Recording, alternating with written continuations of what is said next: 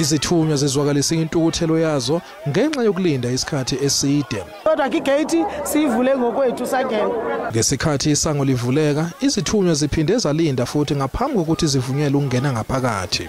Izifundazwe zikhale ngokubambezeleka. We really want to apologize for all the mishaps as the NEC. It was not intentionally. So when people change certain names, then it also affects us. But the system also collapsed because this is the biggest conference ever in the history of the African National Congress. Kusenjalo nabazohweba bakhona ukuzobheka amathuba okuzenzela imali njengosifiso kubheka osuka eMnambithi.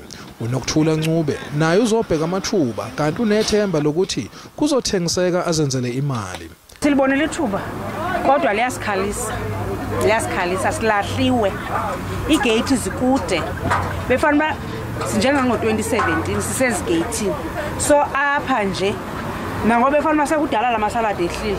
Awahle ngoba lo ngunqombi. Khona manjalo baningi abanethemba lokuzenzela imali ngokuthengisa lapha.